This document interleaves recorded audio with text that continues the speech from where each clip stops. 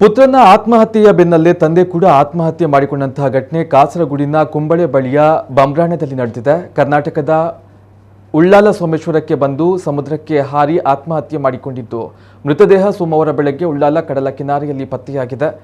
ಬಂಬ್ರಾಣ ಕಲ್ಕುಲ ನಿವಾಸಿ ಕಲ್ಲಿನ ಮೇಸ್ತ್ರಿ ಕೆಲಸವನ್ನ ಮಾಡ್ತಾ ಇದ್ದಂತಹ 57 ವರ್ಷ ಪ್ರಾಯದ ಲೋಕೇಶ್ ಆತ್ಮಹತ್ಯೆಗೆ ಶರಣಾದಂತಹ ವ್ಯಕ್ತಿ.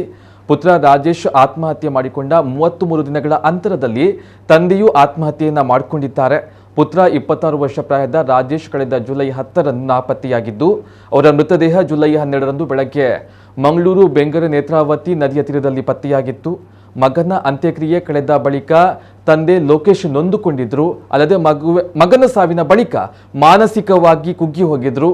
ಆಗಸ್ಟ್ 13ರಂದು ಬೆಳಗ್ಗೆ 9 ಗಂಟೆಯ ವೇಳೆ ಪರಿಸರದ ಕೆಲವು ಮಂದಿಗೆ ಲೋಕೇಶ್ ಅವರು ಮೊಬೈಲ್ ಮೂಲಕ ವಾಟ್ಸಪ್ ಸಂದೇಶವನ್ನು ಕಳುಹಿಸಿ, ನಾನು ಈಗ ಸೋಮೇಶ್ವರಕ್ಕೆ ಹೋಗಿ ಸಮುದ್ರಕ್ಕೆ ಹಾರುತ್ತೇನೆ, ನನ್ನ ಹೆಣ್ಣ ಉಳ್ಳಾಲದಲ್ಲಿ ಸಿಗಬಹುದು, ನಾನು ಮೊಬೈಲ್ ಕೊಂಡು ಹೋಗುವುದಿಲ್ಲ, ಮನೆಯಲ್ಲಿ ಇಟ್ಟು ಹೋಗ್ತೇನೆ ಎಂದು ಹೇಳಿ ಮನೆಯಿಂದ ತೆರಳಿದ್ರು. ವಾಟ್ಸಪ್ ಸಂದೇಶ ಕೇಳಿದ ಕೂಡಲೇ ಪರಿಸರದವರು ಕರೆಯನ್ನ ಮಾಡಿದಾಗ ಮನೆ ಮಂದಿ ಕಾಲನ್ನು ರಿಸೀವ್ ಮಾಡಿದ್ರು.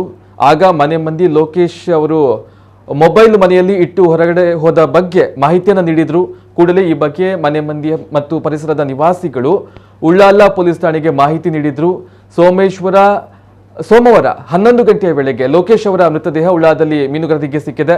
ಬಳಿಕ ಮೃತದೇಹವನ್ನು ಉಳ್ಳಾಲ ಪೊಲೀಸರು ದೇರಳಕಟ್ಟೆಯ ಖಾಸಗಿ ಆಸ್ಪತ್ರೆಗೆ ಸಾಗಿಸಿ ಮರಣೋತ್ತರ ಪರೀಕ್ಷೆಯನ್ನು ನಡೆಸಿ ಇಂದು ಬೆಳಗ್ಗೆ ಮನೆಯವರಿಗೆ ಬಿಟ್ಟುಕೊಟ್ರು. ರಾಜೇಶ್ ಅವರ ಸಾವಿನ ಬಳಿಕ ಕೇವಲ 33 ದಿನಗಳಲ್ಲಿ ತಂದೆ ಲೋಕೇಶ್ ಅವರ ಸಾವು ಇದೀಗ ಮನೆಯವರನ್ನ ಹಾಗೂ ಪರಿಸರದ ಜನರನ್ನ ಶೋಕ ಸಾಗರದಲ್ಲಿ ಮುಳುಗಿಸಿದೆ. ಉಳ್ಳಾಲ ಪೊಲೀಸ್ ಠಾಣೆಯಲ್ಲಿ ಪ್ರಕರಣ ದಾಖಲಾಗಿದೆ.